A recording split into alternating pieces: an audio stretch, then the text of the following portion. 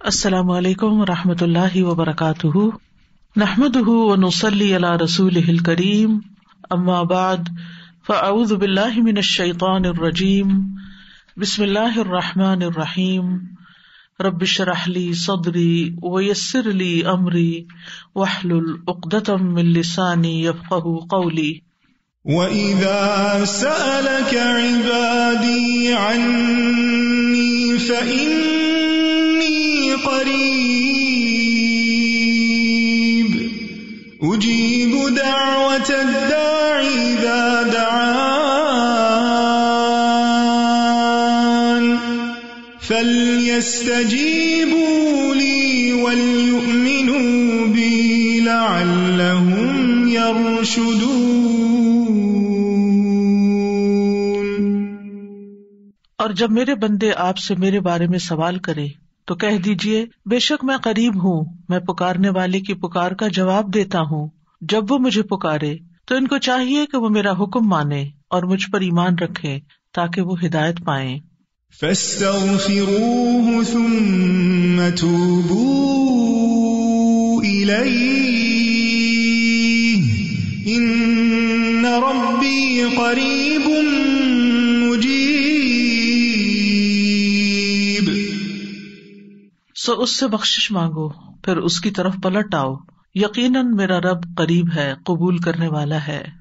اللہم لک الحمد کلہ، اللہم لا قابض لما بسطت ولا مقرب لما باعدت ولا مباعد لما قربت ولا معطی لما منعت ولا مانع لما اعطیت، اللہم ابسط علینا من برکاتک ورحمتک وفضلک ورزقک، اللہم انی اسألک النعیم المقیم الذی لا یحول ولا یزول، اللہم انی اسألک النعیم یوم العیلۃ والامن یوم الحرب، اللہم اعوذ بک من سوء ما اعطیتنا وشر ما منعت منا۔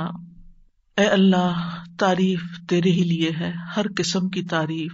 اے اللہ، جو تو پھیلا دے اسے کوئی سمیٹنے والا نہیں، اور جسے تو دور کر دے اسے کوئی نزدیک کرنے والا نہیں، اور جسے تو نزدیک کر دے اسے کوئی دور کرنے والا نہیں، جسے تو عطا کر دے اس کو کوئی روکنے والا نہیں، اور جس سے تو روک لے اسے کوئی دینے والا نہیں۔ اے اللہ، ہم پر اپنی برکات، اپنی رحمت، اپنا فضل اور اپنے رزق کو پھیلا دے۔ اے اللہ، میں تجھ سے ایسی نعمتیں مانگتا ہوں جو ہمیشہ قائم رہیں، نہ تیری اطاعت میں حائل ہوں اور نہ کبھی زائل ہوں۔ اے اللہ، میں تجھ سے تنگی کے دن کی نعمت اور جنگ کے دن کے امن کا سوال کرتا ہوں۔ اے اللہ، میں تیری پناہ میں آتا ہوں اس چیز کی برائی سے جو تو نے عطا کی اور اس چیز کے شر سے جو تو نے ہم سے روک لی۔ آج ہم انشاءاللہ والدین کے بارے میں دعائیں پڑھیں گے۔ اللہ سبحانہ وتعالیٰ کے حق کے بعد سب سے بڑا حق انسانوں میں سے ہم پر والدین کا حق ہے۔ ارشاد باری تعالیٰ ہے، وَقَضَى رَبُّكَ أَلَّا تَعْبُدُوا إِلَّا إِيَّاهُ وَبِالْوَالِدَيْنِ إِحْسَانًا إِمَّا يَبْلُغَنَّ عِندَكَ الْكِبَرَ أَحَدُهُمَا أَوْ كِلَاهُمَا فَلَا تَقُل لَّهُمَا أُفٍّ وَلَا تَنْهَرْهُمَا وَقُل لَّهُمَا قَوْلًا كَرِيمًا وَاخْفِضْ لَهُمَا جَنَاحَ الذُّلِّ مِنَ الرَّحْمَةِ وَقُل رَّبِّ ارْحَمْهُمَا كَمَا رَبَّيَانِي صَغِيرًا۔ اور آپ کے رب نے فیصلہ کر دیا ہے کہ تم اس کے سوا کسی کی عبادت نہ کرو اور والدین کے ساتھ احسان کرو۔ اگر تمہارے پاس ان دونوں میں سے ایک یا وہ دونوں ہی بڑھاپے کی عمر کو پہنچیں تو تم انہیں اف تک نہ کہو اور نہ انہیں جھڑکو، اور ان دونوں سے عمدہ احترام والی بات کہو، اور ان دونوں کے لیے مہربانی سے عاجزی کے بازو جھکائے رکھنا اور کہنا، اے میرے رب، ان دونوں پر رحم کیجیے جیسا کہ ان دونوں نے بچپن میں میری پرورش کی ہے۔ وَقَضَى رَبُّكَ، تیرے رب نے فیصلہ کر دیا۔ قضا جب اللہ سبحانہ تعالیٰ کی طرف سے ہو، فیصلہ جب اللہ کا ہو تو وہ قطعی فیصلہ ہوتا ہے، وہ بدلا نہیں جاتا۔ گویا اللہ تعالیٰ نے قطعی حکم دے دیا، فیصلہ کر دیا کس بات کا کہ اس کے سوا کسی اور کی عبادت نہیں کی جائے گی.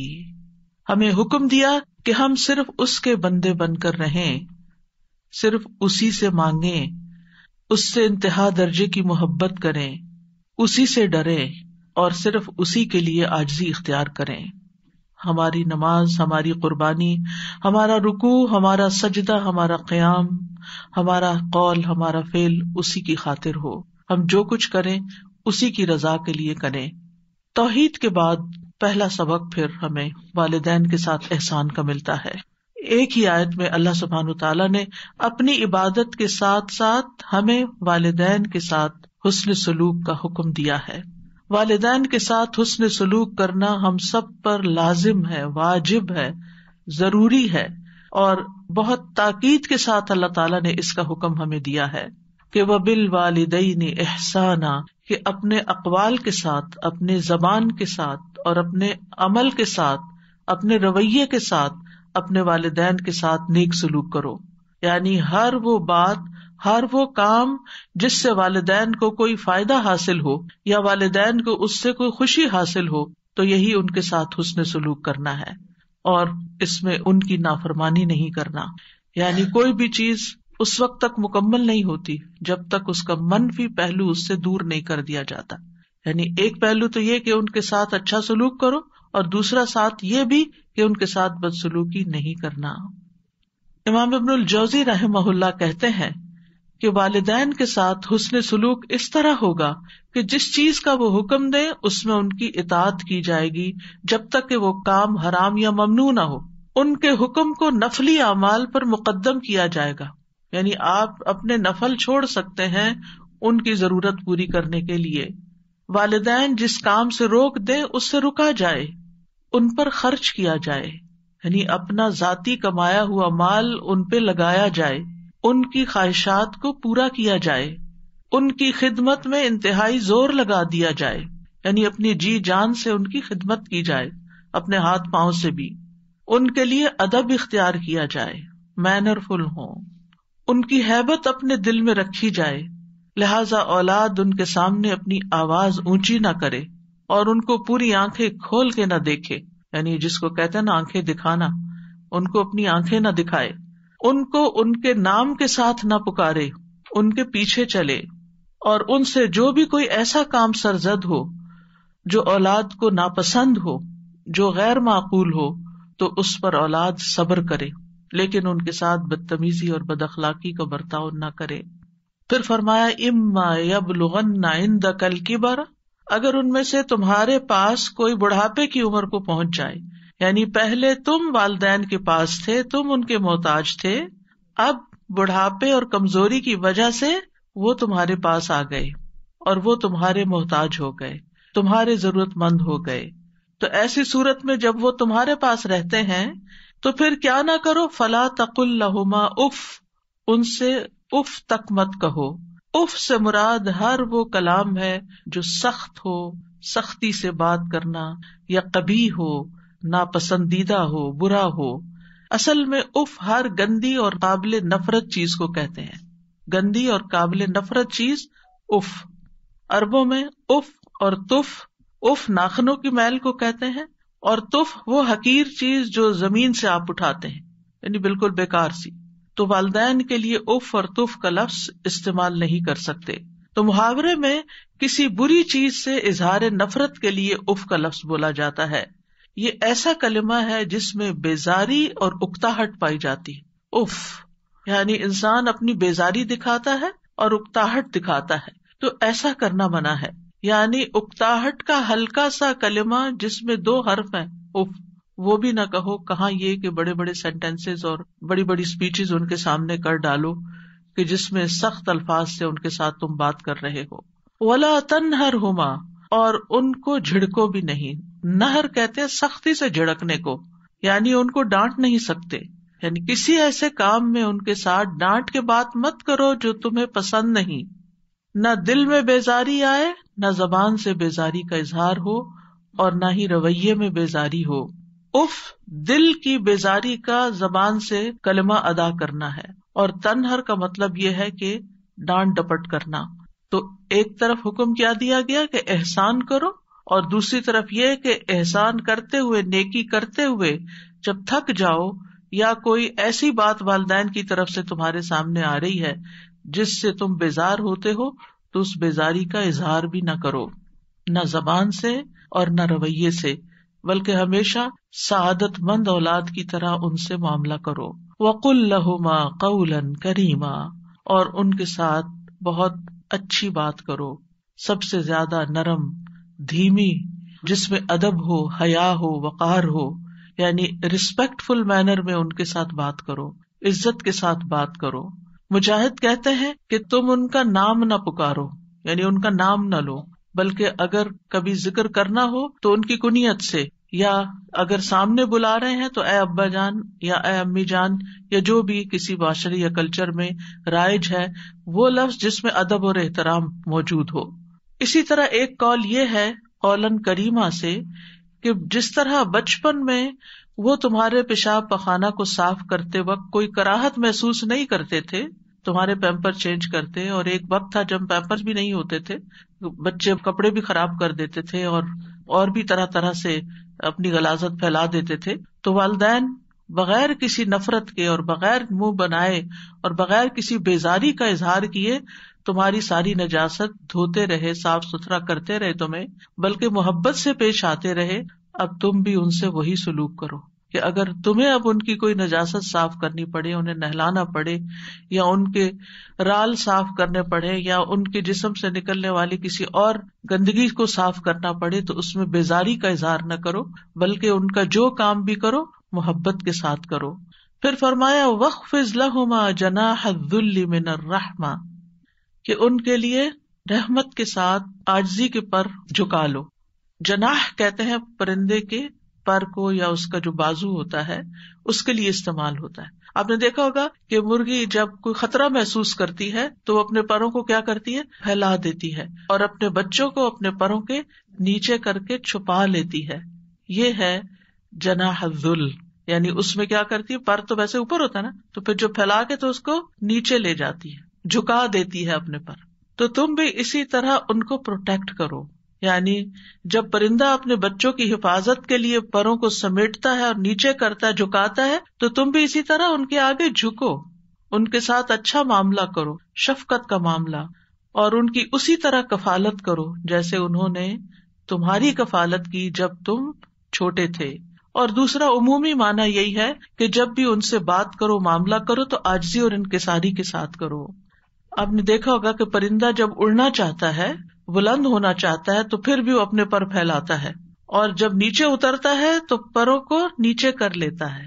تو یعنی ماں باپ کے سامنے اونچے نہ ہو بلکہ نیچے رہو، یعنی بازو پست رکھو، تواضع اور عاجزی کے ساتھ ان کے سامنے بیٹھو، بات کرو. اور اس میں اس بات کی طرف بھی اشارہ ہے کہ جس قدر کوئی اپنے والدین کے لیے عاجزی اختیار کرے گا، اللہ تعالیٰ اس کو اتنی ہی بلندی عطا کرے گا. وَقُلْ رَبِّ ارْحَمْهُمَا، اور آپ کہیے کہ اے میرے رب ان دونوں پہ رحم فرما.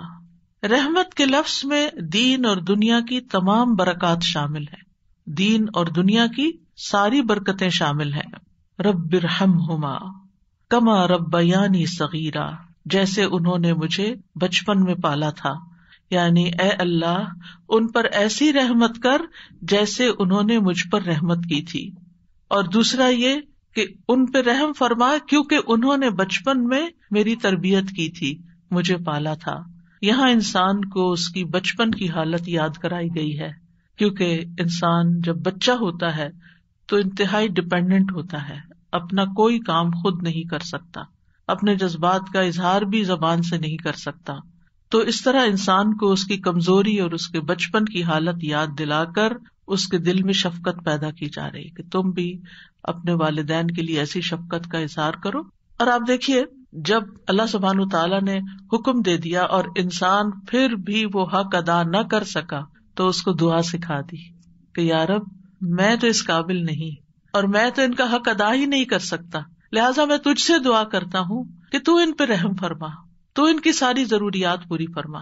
اور یہ حقیقت ہے کہ ہم خود کچھ بھی کر لیں جو ماں نے تکلیفیں اٹھائی ہماری پیدائش کے وقت ہماری دنیا میں لانے کے لیے، ہم تو ایک حصہ بھی اس کا حق ادا نہیں کر سکتے. پھر جب ولادت کے دوران ایک ایک کانٹریکشن ماں نے لی، ایک ایک پین جو برداشت کی، وہ ہم ساری زندگی بھی خدمت کریں تو اس درد کو ہم محسوس نہیں کر سکتے اور اس کا بدلہ نہیں چکا سکتے. پھر اس کے بعد جو دودھ پلایا اور جو ہماری نجاست صاف کی اور راتوں کو ہمارے لیے جاگ جاگ کر ہماری خدمت کی اور ہمارے لیے دعائیں کی، خود بھوکے رہ کے ہمیں کھلایا، ساری ضروریات ہماری پوری کی، تو یہ سب کچھ کس بات کا تقاضا کرتا ہے کہ ہم خود یا رب حق ادا نہیں کر سکتے، تو ہی ان پر رحم فرما اور تو ہی ان کی تمام ضروریات پوری فرما.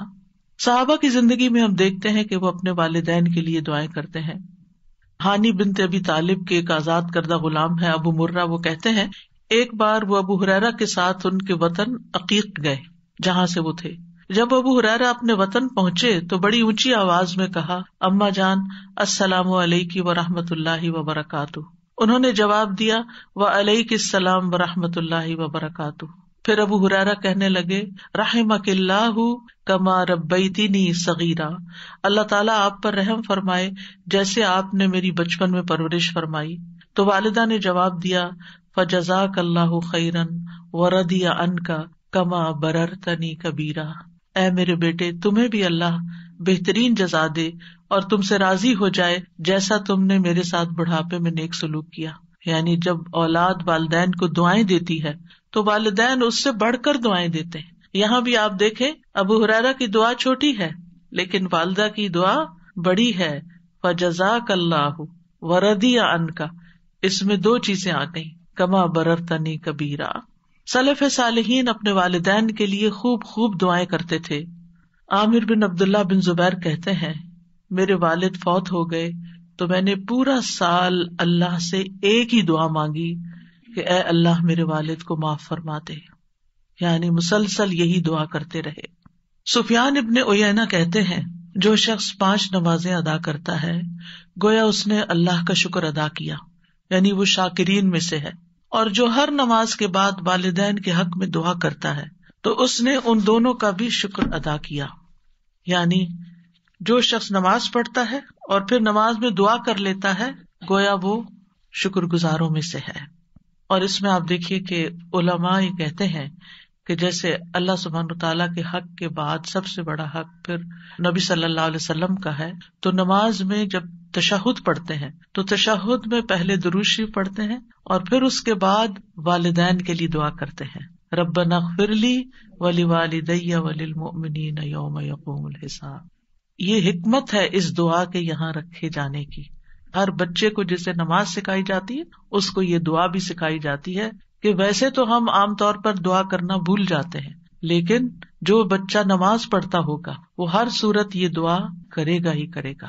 اور اس طرح اولاد کی دعاؤں میں ماں باپ ہمیشہ جب تک وہ زندہ ہیں شامل رہیں گے، چاہے والدین زندہ ہیں یا والدین فوت ہو چکے ہیں. ہر 2 صورت میں والدین کے لیے دعا کرنی چاہیے. ان کی اگر کوئی سختی یا ان سے کسی قسم کی کوئی ناگوار صورتحال زندگی میں پیش بھی آئی تو بھی والدین اس بات کے حقدار ہیں کہ ان کے لیے دعائیں کی جاتی رہیں. اور جو شکر گزار ہوتا ہے وہی اللہ تعالیٰ کا محبوب ہوتا ہے. اور شیطان کا کام کیا ہے؟ اس کا کیا کہنا تھا، وَلَا تَجِدُ أَكْثَرَهُمْ شَاكِرِينَ، کہ تو انسانوں کی اکثریت کو شکر گزار نہیں پائے گا. بلکہ ہونا یہ چاہیے کہ جہاں آپ کی کوئی ضرورت اٹکے، جہاں آپ کو کوئی پریشانی لاحق ہو، اتنی ہی والدین کے لیے دعائیں زیادہ بڑھا دیں، کثرت کے ساتھ دعائیں کریں.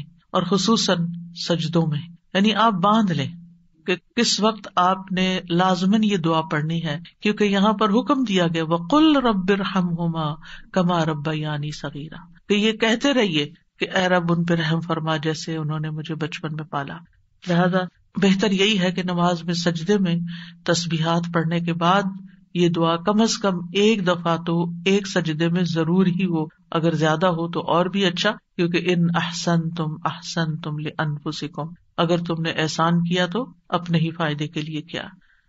اور پھر آپ دیکھیے کہ جو شخص والدین کے لیے دعا نہ کرے وہ محروم ہے. بعض صحابہ کہتے ہیں والدین کے لیے دعا نہ مانگنا اولاد کی زندگی کو تنگ کر دیتا ہے.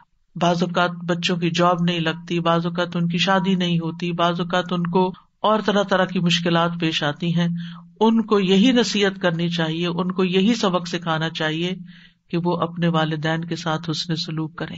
وہ ان کے ساتھ اچھے ہوں گے تو اللہ سبحانہ وتعالیٰ ان پر مہربانی کرے گا.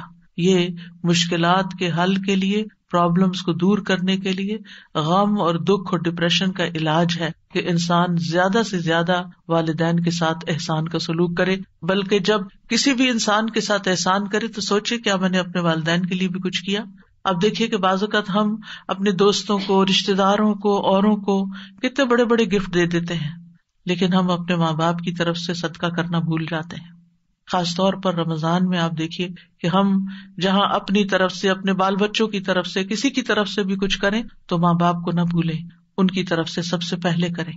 کیونکہ اللہ سبحانہ وتعالیٰ نے اپنے حق کے بعد والدین کا ذکر کیا ہے. سورۃ النساء میں آتا ہے وَاعْبُدُوا اللَّهَ وَلَا تُشْرِكُوا بِهِ شَيْئًا وَبِالْوَالِدَيْنِ إِحْسَانًا، اور اللہ کی عبادت کرو اور اس کے ساتھ کسی چیز کو شریک نہ بناؤ، اور اپنے ماں باپ کے ساتھ حسن سلوک کرو. سورۃ البقرہ میں آتا ہے وَإِذْ أَخَذْنَا مِيثَاقَ بَنِي إِسْرَائِيلَ لَا تَعْبُدُونَ إِلَّا اللَّهَ وَبِالْوَالِدَيْنِ إِحْسَانًا، اور وہ وقت یاد کرو جب ہم نے بنی اسرائیل سے پختہ عہد لیا تھا، پکا وعدہ لیا تھا اس بات پر کہ تم اللہ کے سوا کسی کی عبادت نہ کرنا اور والدین کے ساتھ احسان کرنا. اللہ سبحانہ وتعالیٰ اپنے شکر کے بعد والدین کے شکر کا حکم دیتے ہیں. سورۃ لقمان میں آتا ہے وَوَصَّيْنَا الْإِنسَانَ بِوَالِدَيْهِ حَمَلَتْهُ أُمُّهُ وَهْنًا عَلَى وَهْنٍ وَفِصَالُهُ فِي عَامَيْنِ أَنِ اشْكُرْ لِي وَلِوَالِدَيْكَ إِلَيَّ الْمَصِيرُ، اور ہم نے انسان کو اپنے والدین کے ساتھ نیک سلوک کا تاکیدی حکم دیا. اس کی ماں نے اسے کمزوری پر کمزوری سہتے ہوئے اپنے پیٹ میں اسے اٹھائے رکھا. یعنی پریگنینسی کے دوران صحت مند سے صحت مند ماں کسی نہ کسی طرح ضرور متاثر ہوتی ہے اور اس کے اوپر کمزوری کے پیچز آتے ہیں، اور 2 سال اس کے دودھ چھڑانے میں لگے. یعنی اپنی ہڈیوں کی کیلشیم تمہارے اندر ٹرانسفر کر دی. اسی لیے یہ حکم دیا کہ میرا شکر ادا کرو اور اپنے والدین کا بھی. آخر میرے ہی پاس لوٹ کر آنا ہے، واپس تو میرے پاس آنا ہے، پھر میں تمہیں بتاؤں گا کہ تم کیا کر کے آئے ہو. تو انشکر لی ولوالدیک کا، اور والدین میں سے بھی پھر یاد رکھیے ماں کا حق زیادہ ہے، کیونکہ ماں بچے کے لیے تکلیفیں زیادہ اٹھاتی ہے.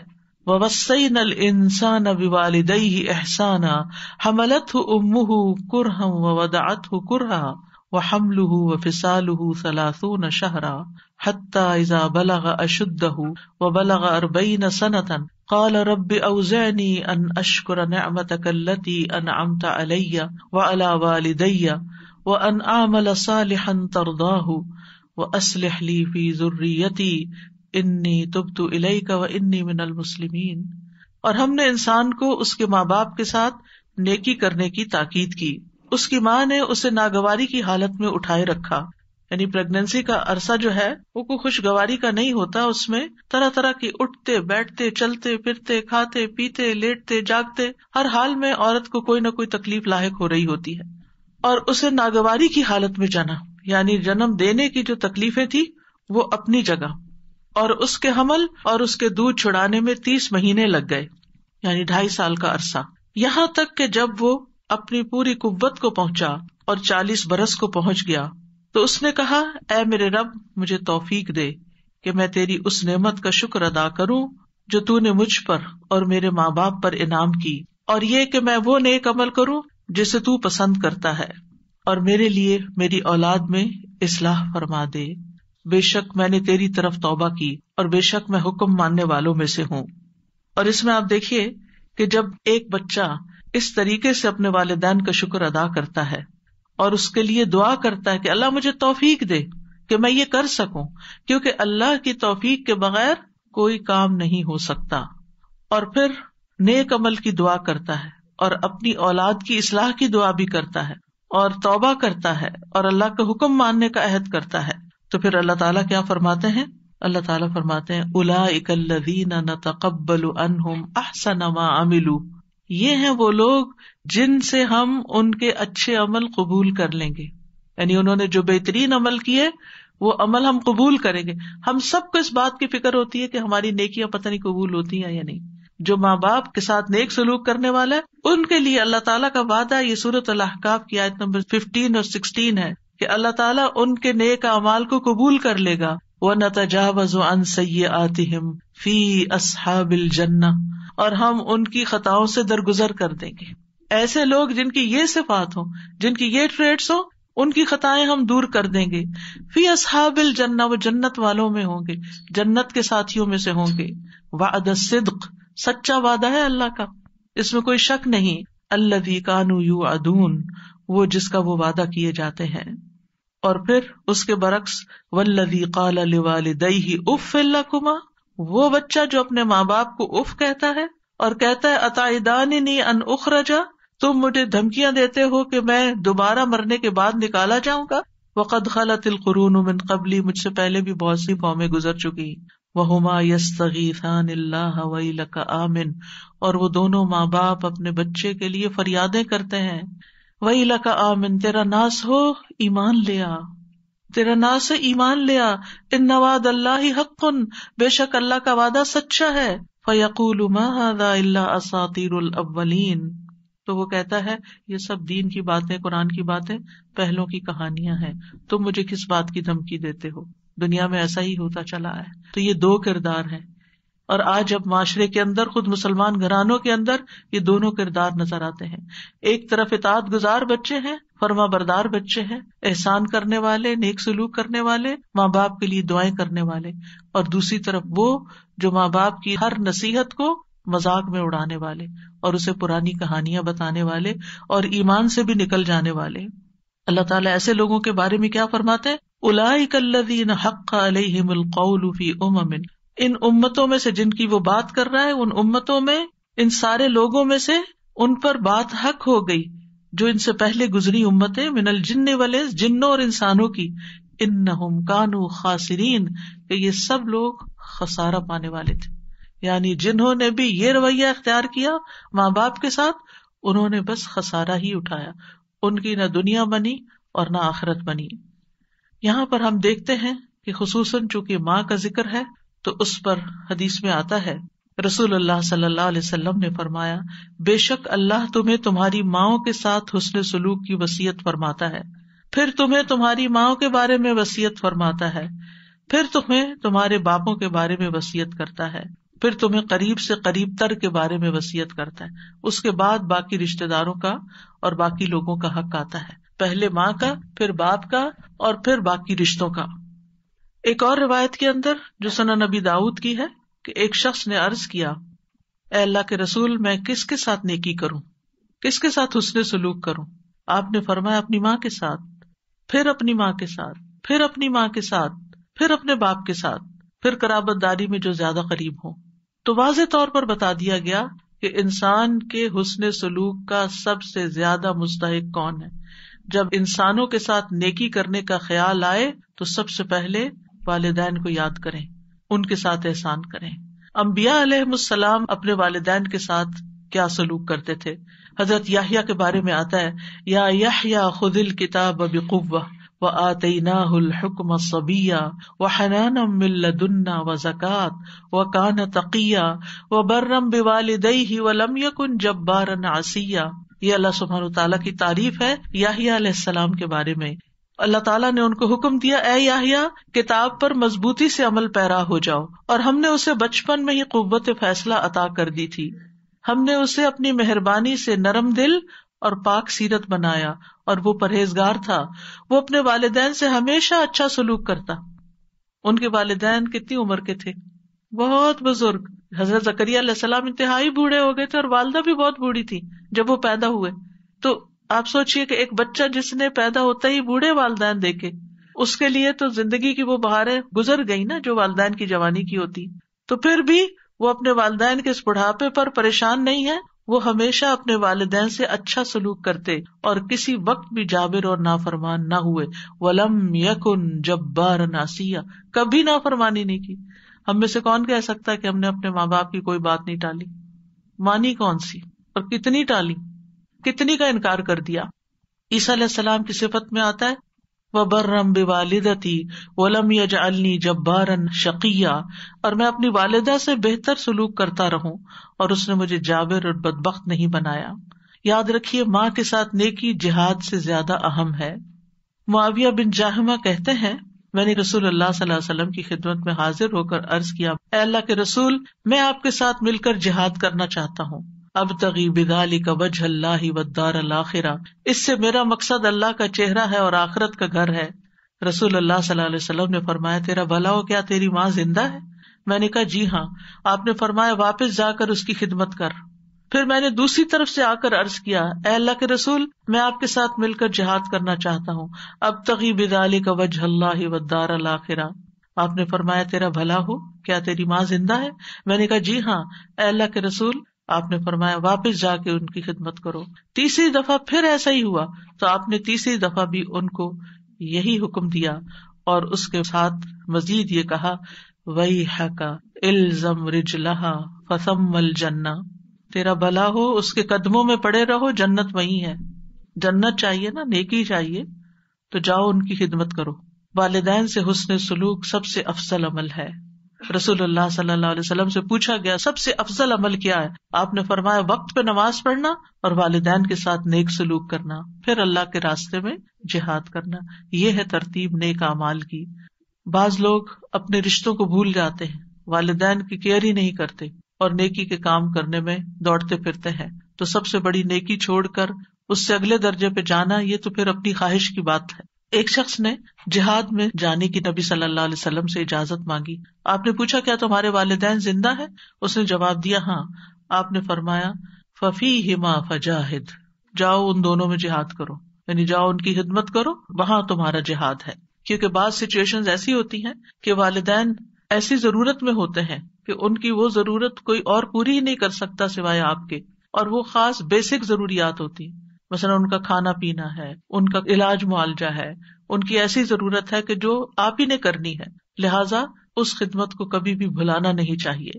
پھر اسی طرح نفل عبادت سے زیادہ والدین کا حق ہے. مثلا اگر والد یا والدہ کرا رہے ہیں اور ان کو کسی دوا کی ضرورت ہے، یہ جسم دبانے کی ضرورت ہے، یہ واش روم لے جانے کی ضرورت ہے بیماری کی حالت میں، اور آپ کے میں نفل پڑھ کے آؤں گی، تو یہ نفل کسی کام کے نہیں پھر آپ کے لیے. اس سے بہتر ہے کہ آپ نفل مؤخر کریں، اور اگر وقت نہیں تو اس وقت کو پہلے اپنے والدہ یا والد کی خدمت میں یا ان کی ضرورت پوری کرنے میں لگائیں. اگر والدین مشرک ہوں، اگر والدین کفر کریں، وہ بدعت کریں، وہ شرک کریں، والدین اللہ کے نافرمان ہوں، غلط کام کرتے ہوں، تو کیا پھر بھی صلہ رحمی کرنی ہوگی؟ جی ہاں، پھر بھی صلہ رحمی کرنی ہوگی.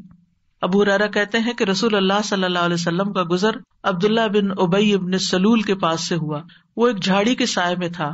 اس نے کہا ابن ابی کبشہ نے ہم پر غبار اڑا دیا ہے. نعوذ باللہ، نبی صلی اللہ علیہ وسلم کو اپنے رضائی والد کے نام سے پکار رہا ہے، یعنی کہ بے ادبی کے ساتھ. اس کے بیٹے عبداللہ بن عبداللہ نے کہا قسم اس ذات کی جس نے آپ صلی اللہ علیہ وسلم کو عزت دی اور آپ پر کتاب نازل کی، اگر آپ چاہیں تو میں اس کا سر قلم کر کے آپ کے پاس لے آتا ہوں. یعنی اس نے آپ کو اس انداز میں مخاطب کیا ہے، میں اپنے باپ کا گلا اڑا سکتا ہوں آپ کی خاطر. آپ نے فرمایا نہیں، بلکہ تو اپنے باپ سے نیکی کر اور حسن صحبت سے پیش آ. کون تھا عبداللہ بن ابی؟ جو منافقوں کا سردار تھا، ہر موقع پر نبی صلی اللہ علیہ وسلم کو تکلیف دیتا تھا. تو کیا آپ اس بات کا فائدہ نہیں اٹھا سکتے کہ اولاد ہی کہہ رہی ہے اس دشمن سے جان چھڑاؤ اور ٹھکانے لگواؤ اس کو؟ لیکن نہیں، اس والد کے ساتھ بھی آپ نے حسن سلوک کا حکم دیا. کیونکہ بہت سے بچے جو دین پڑھ جاتے ہیں ماں باپ سے ملنا جلنا چھوڑ دیتے ہیں، یہ کہہ کر کہ نہیں ان کے طور طریقے جو ہیں وہ اسلامی نہیں ہے، وہ بچوں پہ غلط انفلوئنس کرتے ہیں. ٹھیک ہے، آپ احتیاط ضرور کریں، لیکن ان کی ضروریات بھی پوری کریں، اور ان کو اگر کسی بھی خدمت کی ضرورت ہے تو وہ خدمت بھی کریں. مشرک والدین کے ساتھ بھی صلہ رحمی کا حکم ہے. ہاں، اگر وہ یہ زور دے کہ تم شرک کرو تو شرک نہیں کرنا، یہ بات ان کی نہیں ماننی، ورنہ دنیا میں ان سے اچھے طریقے سے رہنا ہے. وَإِن جَاهَدَاكَ عَلَىٰ أَن تُشْرِكَ بِي مَا لَيْسَ لَكَ بِهِ عِلْمٌ فَلَا تُطِعْهُمَا وَصَاحِبْهُمَا فِي الدُّنْيَا مَعْرُوفًا. حضرت اسماء کہتی ہیں میری والدہ جو مشرکہ تھیں میرے پاس آئیں. میں نے رسول اللہ صلی اللہ علیہ وسلم سے پوچھا کہ وہ میرے پاس کچھ مالی تعاون کی امید سے آئی ہیں، ان کو کچھ ضرورت ہے، کیا میں اپنی والدہ کے ساتھ صلہ رحمی کر سکتی ہوں؟ یعنی وہ شرک پر ہے لیکن مجھ سے کچھ پیسے چاہتی ہیں. آپ نے فرمایا ہاں اپنی والدہ کے ساتھ صلہ رحمی کرو. یہاں سے ایک اور نکتہ بھی نکلتا ہے کہ بعض اوقات عورت اپنے ذاتی مال میں سے اگر ماں باپ کو کچھ دینا چاہتی ہے تو شوہر صاحب اعتراض کر دیتے ہیں کہ تم ان کو کچھ نہیں دے سکتی، تم ان کو کال نہیں کر سکتی، تم ان کو سلام دعا نہیں کر سکتی. یہ قطع رحمی کی انتہائی بدترین صورت ہے کہ بیوی کو روک دیا جائے کہ ماں باپ کو سلام بھی نہ کرے، بیوی کو روک دیا جائے کہ وہ ان پہ خرچ بھی نہ کرے اگر اس کا اپنا ذاتی مال ہے. ٹھیک ہے اگر شوہر کا مال ہے تو شوہر سے پوچھنا ہوگا، لیکن اگر اس کا اپنا ذاتی مال ہے، کوئی ذاتی چیز ہے، کوئی اس کے کپڑے ہے، جیولری ہے، کوئی کیش ہے، وہ اپنی والدہ کو دینا چاہتی ہے تو اس کو اسلام نے کھلی اجازت دی ہے کہ وہ ان کو دے سکتی. یہاں آپ دیکھیں نبی صلی اللہ علیہ وسلم حضرت اسماء کو اجازت دے رہے ہیں کہ وہ اپنی مشرک والدہ کے ساتھ حسن سلوک کریں، ان کو مال دیں. تو پھر مسلم والدین کا کتنا حق ہوگا. اور پھر اگر کسی بھی وجہ سے عورت ہو یا مرد، یہاں حضرت اسماء ایک عورت ہے اور وہ اپنی والدہ کو دینا چاہتی ہیں تو ان کو اجازت دی گئی. اس لیے مرد حضرات کو ایسی پابندیاں نہیں لگانی چاہیے کہ جس میں وہ قطع رحمی کروائیں اور خود بھی گناہ گار ہوں اور بیوی کو بھی گناہ گار کریں، کیونکہ والدین کے حقوق کا بدلہ کبھی بھی چکایا نہیں جا سکتا، چند سکوں کے ساتھ نہیں چکایا جا سکتا، تھوڑا سا مال دے کے نہیں چکایا جا سکتا. ابو ہریرہ کہتے ہیں رسول اللہ صلی اللہ علیہ وسلم نے فرمایا بیٹا اپنے والد کے احسانات کا بدلہ نہیں چکا سکتا سوائے اس کے کہ وہ اسے غلام پائے پھر اسے خرید کر آزاد کر دے، یعنی پھر والد کا بدلہ ہو سکتا ہے. والدین سے حسن سلوک کا فائدہ ہمیں خود ہی کو پہنچتا ہے اور اس میں سب سے پہلی چیز تو گناہوں کی بخشش ہے، جیسے سورۃ الاحقاف کی آیت نمبر 15 سے 18 تک میں نے آپ کے سامنے رکھی کہ جو لوگ اپنے والدین کے ساتھ حسن سلوک کرتے ہیں ہم ان کے اچھے عمل قبول کر لیتے ہیں اور ان کی برائیوں سے درگزر کرتے ہیں، جنت والوں میں سے ان کو کر دیتے ہیں سچے وعدے کے مطابق جو ان سے کیا جاتا ہے. پھر عمر میں برکت اور رزق میں اضافہ ہوتا ہے. کون نہیں چاہتا کہ اس کی عمر میں برکت ہو یا رزق میں اضافہ ہو؟ ہر ایک چاہتا ہے. لہٰذا اگر کوئی یہ چاہتا ہے کہ اس کا بزنس فلرش کرے، اس کی جاب اچھی ہو جائے، اس کے انویسٹمنٹس میں زیادہ انکم ہو، تو اس کو چاہیے کہ ماں باپ کے ساتھ حسن سلوک کرے، ان کا دل راضی کرے، ان کی بات مانے، ان کو خوش کرے. نبی صلی اللہ علیہ وسلم نے فرمایا جس شخص کو یہ بات پسند ہو کہ اس کی عمر میں برکت اور رزق میں اضافہ ہو جائے، یہاں اضافہ ان یزاد لہ فی رزقی، رزق زیادہ ہو جائے، اسے چاہیے کہ اپنے والدین کے ساتھ نیکی کرے اور ان کے ساتھ صلہ رحمی کیا کرے، یعنی ان کے ساتھ تعلق قائم رکھے، رشتہ جوڑ کر رکھے. والدین کی خدمت کا ایک اور فائدہ کیا ہے کہ والدین کے قدموں کے نیچے جنت ہے. والدین سے حسن سلوک جنت میں داخلے کا باعث ہے. حضرت عائشہ کہتی ہیں کہ رسول اللہ صلی اللہ علیہ وسلم نے فرمایا میں جنت میں داخل ہوا تو وہاں قرآن کی تلاوت کی آواز سنائی دی. میں نے پوچھا یہ کون ہے؟ جنت میں تلاوت. مجھے بتایا گیا یہ حارثہ بن نعمان ہے. رسول اللہ صلی اللہ علیہ وسلم نے ان سے کہا یہی نیکی ہے، یہی نیکی ہے. اور حارثہ بن نعمان اپنی والدہ کے ساتھ بہت زیادہ حسن سلوک کیا کرتے تھے، تو اس نیکی کی وجہ سے جنت میں بھی ان کی آواز سنائی گئی کہ وہاں ان کی تلاوت کی آواز آ رہی ہے. یعنی جو لوگ نیک سلوک کرتے ہیں اپنے ماں باپ سے، ان کا تذکرہ وہاں بھی ہوتا ہے. اور اس کے برعکس والدین سے نافرمانی کے نقصانات کیا ہیں؟ سب سے پہلے یہ کہ یہ تو ہے ہی حرام کاموں میں سے. نبی صلی اللہ علیہ وسلم نے فرمایا اللہ نے تم پر ماؤں کی نافرمانی کو حرام قرار دیا ہے. کبیرہ گناہ ہے والدین کی نافرمانی. نبی صلی اللہ علیہ وسلم سے کبیرہ گناہوں کے بارے میں پوچھا گیا تو آپ نے فرمایا اللہ کے ساتھ کسی کو شریک ٹھہرانا اور ماں باپ کی نافرمانی کرنا. والدین کی نافرمانی کرنے والا ملعون ہے. رسول اللہ صلی اللہ علیہ وسلم نے فرمایا اللہ ایسے شخص پر لعنت کرے، یعنی وہ رحمت سے دور ہو جائے جس نے اپنے والدین کی نافرمانی کی، یعنی ایک جائز بات نہیں مانی یا ان کو گالی دی، برا بھلا کہا. والدین کے نافرمان کی کوئی عبادت قبول نہیں ہوتی. رسول اللہ صلی اللہ علیہ وسلم نے فرمایا 3 لوگ ہیں جن کی نہ فرض عبادت قبول ہوتی ہے نہ نفل قبول ہوتی ہے. ان میں سے ایک والدین کا نافرمان اور بد سلوک، یعنی بات بھی نہیں مانتا اور سلوک بھی اچھا نہیں کرتا. دوسرے احسان جتانے والا. تیسرے تقدیر کو جھٹلانے والا. پھر والد کی ناراضگی اللہ کی ناراضگی ہے. نبی صلی اللہ علیہ وسلم نے فرمایا رب کی رضامندی باپ کی رضامندی میں ہے اور رب کی ناراضگی باپ کی ناراضگی میں ہے. والدین کی نافرمانی سے عمر گھٹ جاتی ہے. کعب کہتے ہیں اللہ اس بندے کو جلد ہلاک کر دیتا ہے جو اپنے ماں باپ کا نافرمان ہوتا ہے تاکہ اس کو جلدی عذاب دے سکے. یعنی قبر میں اور آگے آخرت میں.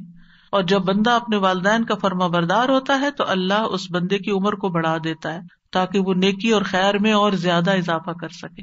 یعنی جتنی جتنی انسان کی عمر لمبی ہوتی ہے اس کو نیکی کرنے کے زیادہ موقع مل جاتے ہیں.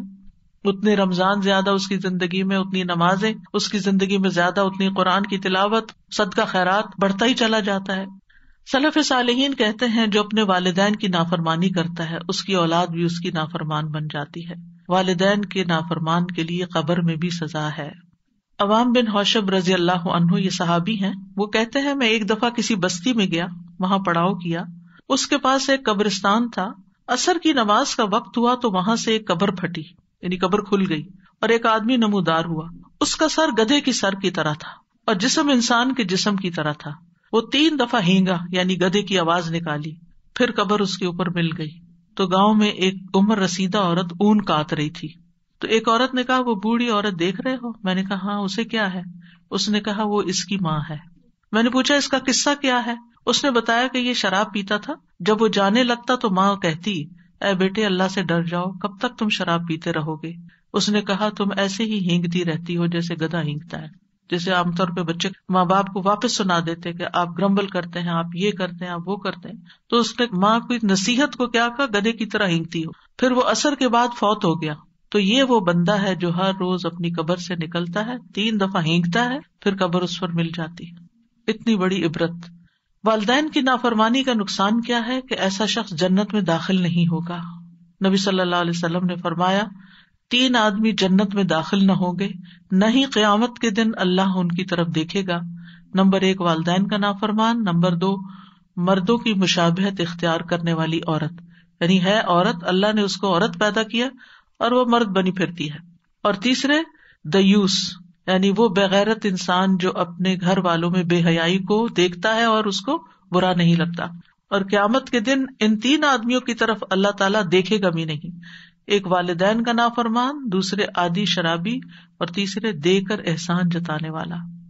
تو پھر والدین کے ساتھ کیا جائے، کیسے ان کو راضی کیا جائے، کیسے ان کا حق ادا کیا جائے، کیسے حسن سلوک کیا جائے؟ اس میں سب سے پہلی بات یہ ہے کہ ان کی خدمت کی جائے. اگر وہ زندہ ہے تو پھر ان کے کام کیے جائیں. پھر دوسری بات یہ کہ جائز کاموں میں ان کی اطاعت کی جائے اور نافرمانی نہ کی جائے. ہاں اگر کوئی ناجائز بات وہ کہتے ہیں تو وہ نہ مانی جائے. پھر یہ کہ ایسے کام کیے جائیں کہ والدین کے دل سے دعائیں نکلیں. نبی صلی اللہ علیہ وسلم نے فرمایا 3 قسم کے لوگوں کی دعائیں قبول ہوتی ہیں اور ان کی قبولیت میں کوئی شک نہیں. ان میں سے ایک والد کی دعا جو وہ اپنی اولاد کے لیے کرتا ہے، اور وہ کب کرے گا؟ جب اس کا دل خوش ہوگا اولاد کی طرف سے. پھر اور والدین کو رلانے سے باز رہنا چاہیے، یعنی ماں باپ کو رونے نہیں دینا چاہیے. کوئی ایسی بات، کوئی ایسا کام، کوئی ایسا طریقہ نہیں اختیار کرنا چاہیے کہ ماں باپ رونا شروع کر دیں. ایک آدمی رسول اللہ صلی اللہ علیہ وسلم کی خدمت میں حاضر ہوا اور کہنے لگا میں ہجرت پر آپ سے بیعت کرنے آیا ہوں اور اپنے والدین کو روتا ہوا چھوڑ گیا. وہ تو یہ بتا رہا تھا نا کہ میں نے اتنا بڑا کام کیا. آپ نے فرمایا واپس جاؤ، جیسے تم نے انہیں رلایا اسی طرح انہیں ہنساؤ. پھر اسی طرح والدین سے اگر کوئی غلطی ہو جائے تو ان کو رسوا نہ کیا جائے، ان کی برائیاں نہ کی جائیں. افسوس ان لوگوں پر جو دائیں بائیں ہر طرف اپنے ماں باپ کی شکایتیں کر رہے ہوتے ہیں اور ان کو برا بھلا کہہ رہے ہوتے ہیں. پھر والدین پر خرچ کرنا چاہیے. قرآن مجید میں اللہ تعالیٰ فرماتے سورۃ البقرہ میں 215 یسألونک ماذا ينفقون قل ما انفقتم من خیر فللوالدین والاقربین والیتامى والمساکین وابن السبیل وما تفعلوا من خیر فإن اللہ بہ علیم. وہ آپ سے پوچھتے ہیں کیا چیز خرچ کریں، کہو تم خیر میں سے جو بھی خرچ کرو تو وہ ماں باپ اور زیادہ قرابت والوں اور یتیموں اور مسکینوں اور مسافروں کے لیے، اور تم نیکی میں سے جو کچھ بھی کرو گے بے شک اللہ اسے خوب جاننے والا ہے. یعنی جب خرچ کرنے لگو تو پہلے ماں باپ کا حصہ، پہلے ان کی ضروریات دیکھو. اگر وہ ضرورت مند ہے تو پہلے انہیں دو اور پھر کسی اور کو دو. بعض اوقات ہم چیریٹی کے کاموں میں خوب دیتے رہتے ہیں، اس مسکین کو دے رہے ہیں، اس غریب کو دے رہے ہیں، اس فقیر کو دے رہے ہیں، اس کام میں لگا رہے ہیں، اس کام میں لگا رہے ہیں، اور ماں باپ منہ دیکھ رہے ہیں، وہ اپنی ضروریات کے لیے ترس رہے ہیں. اور پھر بعض بچے تو ضد لگا دیتے ہیں وہ فلاں بھائی دے نا، میں ہی کیوں دوں. نہیں، جتنا ان کو دو گے اس سے زیادہ واپس آئے گا تمہارے پاس. پھر بعض یہ کہتے ہیں ان کے پاس تو آلریڈی بہت کچھ ہے. بھلے ہو، پھر بھی ہمارا کام ہے دینا. بعض کہتے ہیں ہم ان کو دیتے ہیں پھر وہ آگے صدقہ کر دیتی ہیں، بھلے صدقہ کرتی رہیں. بعض کہتے ہیں ہم ان کو دیتے ہیں اور وہ فلاں خالہ کو یا فلاں پھپھی کو دے دیتی ہیں جن سے ہماری نہیں بنتی. نہ بنے آپ کی، وہ جس کو چاہے دیں. اس میں ہمیں یہ نہیں دیکھنا چاہیے کہ ہماری پسند یا ہماری چوائس کیا ہے یا ہمیں کیا فائدہ ہو رہا ہے اس سے. ہمیں بس سب سے بڑا فائدہ یہ کہ ہمارے رب کا حکم پورا ہو رہا ہے اور وہ راضی ہو رہا ہے. وہ اس پیسے سے آگے جو بھی کرے، الا یہ کہ اگر آپ سمجھے کہ کسی حرام کام میں لگا رہے ہیں تو وہ اور بات ہے، ورنہ ادروائز اگر آپ صدقہ بھی کرنا چاہتے تو آپ ان کے ہاتھ میں دیں، آپ صدقہ کیجیے. اور اگر وہ دنیا سے گزر چکے ہیں تو ان کی طرف سے پھر وہ جو زندگی میں آپ ان کو دیتے تھے نا، تو مرنے کے بعد بھی آپ ان کی طرف سے صدقہ کرتے رہیں. کیونکہ زندگی میں تو والدین کے ساتھ بعض اوقات بچے کہتے ہیں کہ چلو ماں باپ ہم سے خوش ہوں گے تو ہمیں بھی کچھ ملے گا یا اچھا فیل کرتے ہیں، لیکن جب وہ فوت ہو جاتے ہیں اور آنکھوں سے اوجھل ہو جاتے ہیں اور اپنے ہاتھوں سے ان کو دفنا کے آ جاتے ہیں تو پھر اس وقت ہم آہستہ آہستہ بھولنے لگتے ہیں. نہیں، ان کو تب بھی نہیں بھولنا اور ان کی طرف سے صدقہ خیرات کرتے رہنا ہے. پھر یہ کہ اگر اپنے پاس نہیں تو ایسی صورت میں کمائی کر کے، محنت کر کے ان پہ خرچ کیا جائے.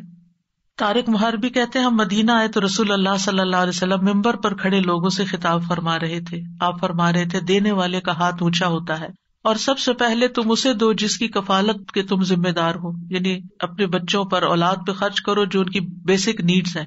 اپنی ماں کو دو، اپنے باپ کو دو، اپنی بہن کو دو، اپنے بھائی کو دو، پھر اپنے قریبی رشتے دار کو دو جو تمہارے قریبی ہو. یہ ترتیب بتا دی گئی، یعنی بیسک نیسیسٹیز گھر کی پوری کر کے، پھر ماں سے شروع کر کے، پھر باپ، پھر بہن، پھر بھائی، پھر قریبی رشتے دار، اور پھر جو تمہارے آس پاس قریب کے لوگ ہوں.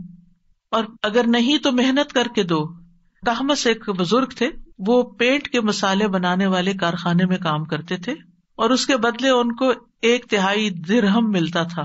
جب شام ہوتی تو وہ پھل خریدتے، پھر اس کو لے کر اپنی والدہ کی طرف آتے اور انہیں پیش کرتے. یعنی تھوڑا سا ہی ہوتا تھا لیکن اس تھوڑے میں سے بھی ماں کے لیے حصہ نکالتے. پھر یہ کہ والدین کی بات کان لگا کے سننی چاہیے، توجہ سے سننی چاہیے.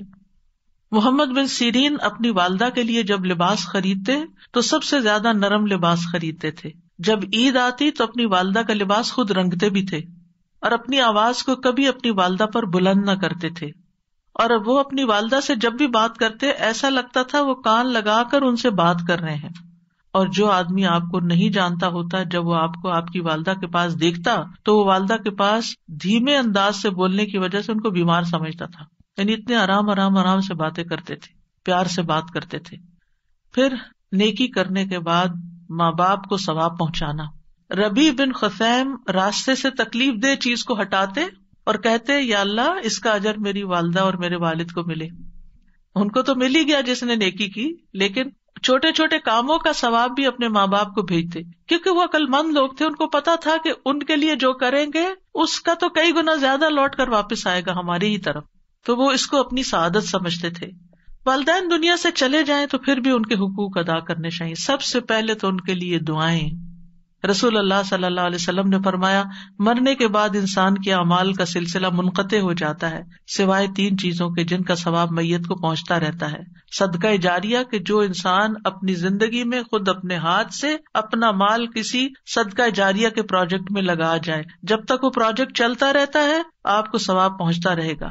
دوسرا، لوگوں کو فائدہ دینے والا علم جس سے لوگوں کی زندگی میں کوئی تبدیلی آئے، ان کی زندگی آسان ہو. تیسرے، نیک اولاد جو اس کے لیے دعا کرتی ہے. یعنی سب سے بڑا حق مرنے کے بعد کیا ہے کہ ماں باپ کے لیے دعائیں کرتے رہیں، خصوصاً ان کے گناہوں کی بخشش، استغفار. رسول اللہ صلی اللہ علیہ وسلم نے فرمایا بے شک اللہ عز و جل جنت میں ایک نیک آدمی کے درجے کو بلند کرتا ہے تو پوچھتا ہے اے میرے رب میرے درجات کہاں سے آئے؟ اللہ تعالیٰ فرماتا ہے تیرے حق میں تیری اولاد کے استغفار کی برکت سے. یعنی آگے ان کے درجے بڑھتے رہتے ہیں. ان کی طرف سے صدقہ کیا جائے.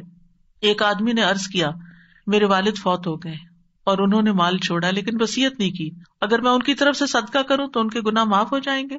آپ نے فرمایا ہاں. ایک اور آدمی نبی صلی اللہ علیہ وسلم کے پاس آیا، عرض کیا یا رسول اللہ صلی اللہ علیہ وسلم میری والدہ بغیر وصیت کیے اچانک فوت ہو گئی ہیں اور میرا گمان ہے کہ اگر وہ بات کرتی تو صدقہ کرتی، تو اگر میں ان کی طرف سے صدقہ کروں تو کیا ان کو اجر ملے گا؟ آپ نے فرمایا ہاں. اور والدین کی طرف سے پانی پلانے کا صدقہ خاص طور پر، اور خصوصاً اگر کسی ویسینٹی میں اس کی بہت ضرورت ہو. لیکن اگر کہیں پانی ہے تو پھر کسی اور اچھے پروجیکٹ میں ان کی طرف سے لگانا چاہیے. ایک شخص نے عرض کیا اللہ کے رسول میری والدہ فوت ہو گئی ہیں, کیا میں ان کی طرف سے صدقہ کر سکتا ہوں؟ آپ صلی اللہ علیہ وسلم نے فرمایا ہاں. میں نے عرض کیا زیادہ افضل کیا بات ہے؟ آپ نے فرمایا پانی پلانا. ان کی طرف سے روزوں کی قضا ادا کرنا, یعنی اگر وہ ایسی بیماری میں فوت ہوئے ہیں کہ روزے نہیں رکھ سکے تو پھر ان کی وفات کے بعد ان کے روزے پورے کیے جائیں, روزے رکھ کے. ان کی طرف سے حج کرنا. ایک خاتون نے حج کی نظر مانی لیکن کر نہ سکی, انتقال ہو گیا, تو بیٹی نے نبی صلی اللہ علیہ وسلم کی خدمت میں آ کر پوچھا کیا میں ان کی طرف سے حج کر دوں؟ آپ نے فرمایا ہاں تم ان کی طرف سے حج کر سکتی, تو اس کو حج بدل کہتے ہیں. فرمایا کیا تمہاری ماں پہ قرض ہوتا تو تم ادا نہ کرتی؟ تو اللہ کا حق بھی ادا کرو, کیونکہ اللہ زیادہ حقدار ہے کہ اس کا قرض ادا کیا جائے. تو اس سے بھی آپ دیکھ سکتے ہیں کہ قرضہ بھی ادا کرنا چاہیے اگر ماں باپ چھوڑ کر فوت ہوئے ہیں. ان کی نظر پوری کرنا. سعد بن عبادہ نبی صلی اللہ علیہ وسلم کے پاس حاضر ہوئے اور عرض کیا میری والدہ فوت ہو گئی ہیں, ان کے ذمے ایک نظر تھی, انہوں نے نظر مانی ہوئی تھی جسے وہ پورا نہیں کر سکی. آپ نے فرمایا تم ان کی طرف سے پورا کر دو, یعنی اولاد کو ماں باپ کے وعدے, نظر اور ان تمام چیزوں کو بھی پورا کرنا چاہیے. والدین کے دوستوں کے ساتھ نیکی کرنی چاہیے, یعنی اگر اپنے والدین حیات نہیں تو سوچئے کہ کون کون ایسے لوگ ہیں جو آپ کے ماں باپ کے بہت قریبی دوست تھے. اگر وہ زندہ ہیں تو رمضان ہے ان کا حال چال پوچھیے, پھر عید آئے گی تو عید کی مبارک بھیجیے, ضرورت مند ہے تو کچھ پیسے بھجوا دیجیے گفٹ کے طور پر, یعنی کسی بھی طرح سے آپ ان کی خبر لے سکتے ہیں. نبی صلی اللہ علیہ وسلم نے فرمایا نیکیوں میں سب سے بڑی نیکی آدمی کا اپنے باپ کی وفات کے بعد اس کے دوستوں سے اچھا سلوک کرنا ہے. تو والدین کے لیے دعاؤں میں سب سے پہلے وہی دعا رب ارحمہما کما ربیانی صغیرا, رب ارحمہما کما ربیانی صغیرا, رب ارحمہما کما ربیانی صغیرا. رب ارحمہما کما ربیانی صغیرا. پھر ربنا اغفر لی ولوالدی وللمؤمنین یوم یقوم الحساب. ربنا اغفر لي ولوالدي وللمؤمنين يوم يقوم الحساب. اے ہمارے رب مجھے اور میرے والدین اور تمام مومنوں کو اس دن معاف فرما دینا جب حساب لیا جائے گا. اس دعا سے ہمیں دعا کی ترتیب بھی پتہ چلتی ہے کہ دعا مانگنے والا سب سے پہلے اپنے لیے دعا کرے, پھر اپنے والدین کے لیے کرے, پھر اپنی اولاد کے لیے کرے. کیونکہ عام طور پر ہم جب اولاد والے ہو جاتے ہیں تو ماں باپ کو عموماً اگنور کر دیتے ہیں, ان کو بھول جاتے ہیں یا ان کی خیر خبر نہیں لیتے, اور پھر دعاؤں میں بھی یاد نہیں رکھتے. بچہ بیمار ہے اس کے لیے دعا کر رہے ہیں, کوئی پاس نہیں ہو رہا امتحان کے لیے اسٹرگل کر رہا ہے اس کے لیے دعا کریں, جاب نہیں ہے بچے کے لیے دعا کریں, شادی نہیں, بچے بچے بچے ہر وقت بچے, اور ماں باپ اس میں اگنور ہو جاتے ہیں. اگر وہ زندہ ہو اور گھر میں ہو تو بھی وہ منہ دیکھتے رہتے ہیں, کب یہ بچوں سے فارغ ہوگی تو مجھے بھی کوئی کھانا پانی پوچھے گی. یعنی عموماً ترتیب یہی ہے. اور اگر ماں باپ بوڑھے ہو جائیں تو پھر اس بات میں بھی لوگوں کو پریشانی لگ جاتی ہے کہ اب ہمارے اوپر ذمہ داری آ رہی ہے, اب ہمیں یہ دیکھنے پڑیں گے. تو ان چیزوں کو اپنی سعادت سمجھنا چاہیے کہ شاید ہماری بخشش کا سبب بن گیا ہے, اور کرنا تو ہوتا ہی ہے, خوش دلی سے کریں, محبت سے کریں تو اجر و ثواب بھی کتنے گنا زیادہ ہو جائے گا. اور پھر آپ دیکھیے کہ دعاؤں میں ایک رحم کی دعا ہے اور دوسرے بخشش کی. یعنی قرآن کی ان دونوں آیتوں سے یہ پتا چلتا ہے کہ ترتیب کیا ہے, رحمت کی دعا اور بخشش کی دعا. یہ خاص طور پر یاد رکھنا ہے کیونکہ بخشش پر ہی دنیا اور آخرت کی کامیابی کا انحصار ہے. استغفار سے ان کے دنیا کے مسائل بھی حل ہوتے ہیں. یعنی جب والدین زندہ ہیں اور ہم ان کے لیے بخشش مانگتے ہیں تو کیا ہوگا, ان کی دنیاوی مشکلات بھی آسان ہوں گی, اور اگر فوت ہو گئے ہیں پھر تو بہت ہی زیادہ ضرورت ہے. اور اگر ان کے گناہ معاف ہو چکے آپ کی دعاؤں سے اور ابھی بھی آپ بخشش مانگے جا رہے ہیں تو اب کیا ہوگا, درجات بلند ہونا شروع ہو جائیں گے. اور آپ دیکھیے کہ یہ دعا جو ہے ربنا اغفر لی ولوالدی وللمؤمنین یوم یقوم الحساب, یہ کس کی دعا ہے؟ ابراہیم علیہ السلام کی دعا. اللہ تعالیٰ نے اپنے خلیل کے لیے اسی دعا کو خاص کیا. انہوں نے اور دعائیں بھی کی ہوں گی لیکن اس کا ذکر قرآن میں کیا. اور والدین کے لیے اس لیے بھی دعا کی جائے کہ ہم والدین کی کمائی ہیں اور والدین نے اپنی کمائی ہم پر خرچ کی ہے. اور پھر غائبانہ دعا. ایک ہوتا ہے کہ آپ کے والدین زندہ ہیں اور آپ ان کے سامنے یا آپ ان کو فون پہ یا آپ ان کو میسج پر دعائیں دیں, اور ایک یہ ہے کہ وہ جا چکے ہیں, اب وہ تو آپ سے تقاضا بھی نہیں کر سکتے کہ بچوں مجھے یاد رکھنا دعا میں, آپ ان کے لیے غائبانہ دعا کر رہے ہیں. اور غائبانہ دعا جو ہے قبول ہوتی ہے اور اس کا فوری طور پر اثر آپ کو بھی پہنچتا ہے. یعنی نہ صرف والدین کے لیے بلکہ سارے مومنوں کے لیے یہ دعا کرنی چاہیے. وَلِلْمُؤْمِنِينَ يَوْمَ يَقُومُ الْحِسَابُ. تو جب آپ سارے مومنوں کے لیے دعا کر رہے ہیں تو جتنی ان کی بخشش ہوگی اس کا اجر بھی آپ کو ملے گا, اور پلٹ کر واپس آپ کی بھی بخشش ہو جائے گی. اور پھر اگر زندہ ہے تو یاد رکھیے دعا کرنا محبت کو بڑھانے کا ذریعہ ہوتا ہے. آپ کسی کے لیے بھی دعا کرتے اور خلوص دل سے دعا کرتے ہیں تو اس شخص کے دل میں آپ کی قدر پیدا ہو جاتی ہے, چاہے آپ اس کے سامنے کریں چاہے غائبانہ طور پر کریں. تو جن لوگوں نے آپ پر کوئی احسان کیا, یعنی بہتر یہ ہے کہ آپ کوئی اپنی ڈائری بنا لیں اور ان میں نام لکھ لیں, اور اگر نام سب کے نہیں لکھے جا سکتے تو آپ مجموعی طور پر کہیں کہ یا رب جس کسی نے مجھ پر جو بھی احسان کیا ہے تو اسے اس کا بہترین بدلہ عطا کر, اس پہ رحمت فرما, ان کی بخشش فرما, ان کی دین دنیا کی ضروریات پوری فرما. بعض اوقات ہم ہر ایک کے احسان کا بدلہ نہیں دے سکتے, لیکن دعا کی شکل میں ہم ان کے کسی نہ کسی طرح کام آ سکتے ہیں. تو یہ محبت بڑھانے اور آپس کے تعلقات کو اچھا کرنے کا ذریعہ بھی ہے. اور پھر یہ ہے کہ دنیا کے امور کے ساتھ ساتھ آخرت کی دعائیں ضرور مانگنی چاہیے. یوم یقوم الحساب کی بات ہوئی ہے یہاں پر, کیونکہ عام طور پر ہم کسی کو دنیا میں بیمار دیکھتے ہیں تو ہم اس کی شفا کی دعا کر لیتے ہیں. اگر اس کی زندگی میں مال کی کمی ہے تو ہم کہتے ہیں اللہ اس کو وسیع رزق عطا کر. اگر کسی اور چیز کی کمی ہے, کوئی پریشانی ہے, کوئی دکھ تکلیف کسی کو لاحق ہو گئی ہے تو ہم اس کے دور کرنے کے لیے دعا کر لیتے ہیں. لیکن ہم بھول جاتے ہیں کہ آخرت کی مشکلات سب سے بڑی ہیں, اس کے لیے دعا کریں. اور پھر آپ دیکھیے کہ شرعی دعائیں جو ہیں, جو آپ کو یہاں میں ان پروگرامز میں بتا رہی ہوں, یہ بڑی جامع دعائیں ہیں. ہمارے اندر اتنی ہمت ہستی نہیں ہوتی کہ ہم خود اتنے اچھے الفاظ سلیکٹ کر سکیں اور ان الفاظ میں مانگ سکیں. جب ہم قرآن کی آیت سے کوئی دعا لے کے مانگتے تو وہ ہر حرف پہ 10 نیکیاں الگ مل رہی ہوتی, اور پھر اللہ سبحانہ تعالیٰ کی سکھائی ہوئی دعا مانگ رہے ہوتے ہیں, اور پھر یہ کہ قبولیت بھی زیادہ ہوتی ہے. تو اس میں دنیا اور آخرت کے بڑے بڑے مقاصد چھپے ہوئے ہوتے ہیں اور مختصر الفاظ بھی ہوتے ہیں. حضرت نوح علیہ السلام نے بھی ایک دعا کی تھی, رب اغفر لی ولوالدی ولمن دخل بیتی مؤمنا وللمؤمنین والمؤمنات ولا تزد الظالمین الا تبارا. اے رب مجھے بخش دے اور میرے ماں باپ کو اور اس کو جو مومن بن کر میرے گھر میں داخل ہو, اور ایمان والے مردوں اور ایمان والی عورتوں کو, اور ظالموں کو ہلاکت کے سوا کسی چیز میں نہ بڑھا. تو انہوں نے جہاں دعائیں کی وہاں ظالموں کے لیے بد دعا بھی کی, کیونکہ ان کی قوم 950 سال کی تبلیغ کے بعد بھی حد سے بڑھ گئی تھی. اب اس کا خاتمہ ضروری ہو گیا تھا, کیونکہ انہوں نے کہا کہ ولا یلدوا الا فاجرا کفارا, ان کی تو اولادیں بھی بڑی نافرمان اور ناشکری ہیں, کہیں سے کوئی خیر نظر ہی نہیں آ رہی. تو بہتر ہے اس نسل کو, اس قوم کو اب ملیا میٹ کر دیا جائے.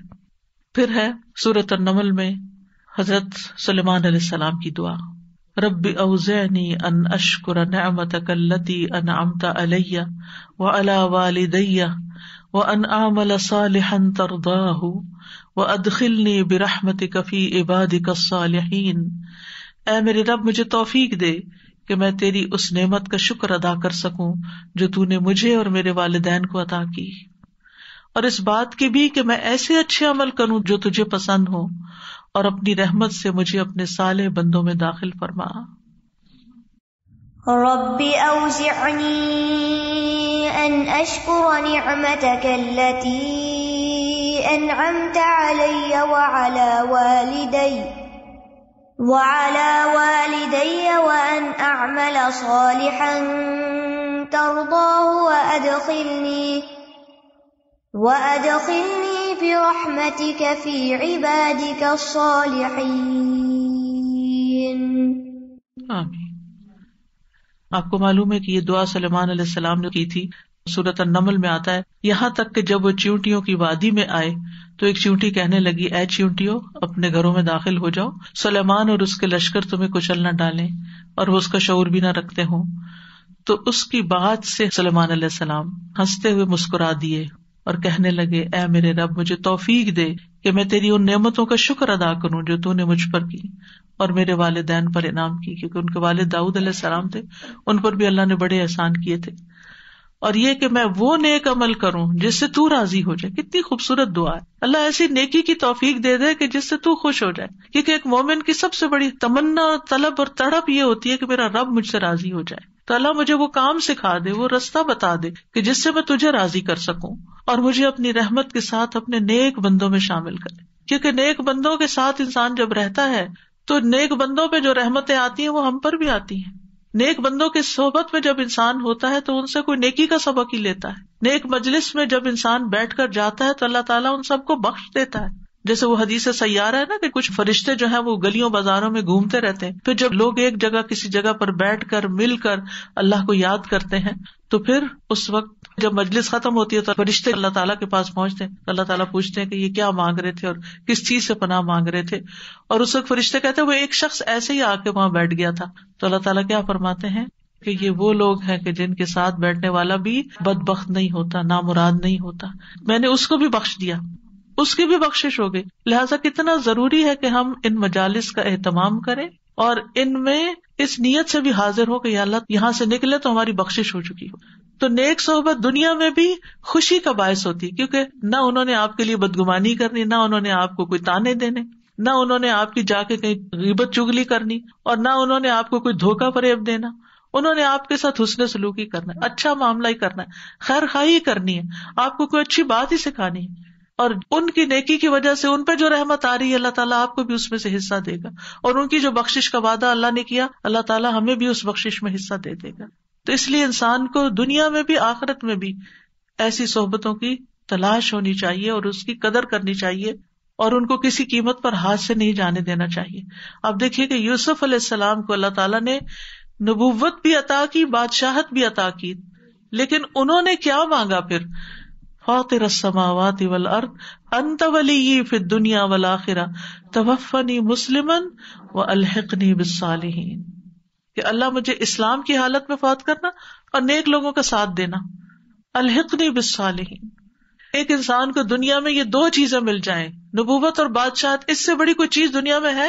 دنیا میں ہر چیز ان کے لیے مسخر کر دی گئی. وہ آتا نا سورۃ یوسف میں، اپنے لیے جو چاہے بنا سکتا تھا، بالکل مختار ہو گئے تھے، زمین پر ہر طرح کے احکامات ان کے جاری ہوتے تھے، ان کی کوئی بات ٹالی نہیں جاتی تھی، وہ جو چاہتے کرتے. اور دوسری طرف اللہ کی طرف سے ان کو نبوت کا اعلیٰ درجہ، لیکن ان کے دل میں کیا خواہش ہے؟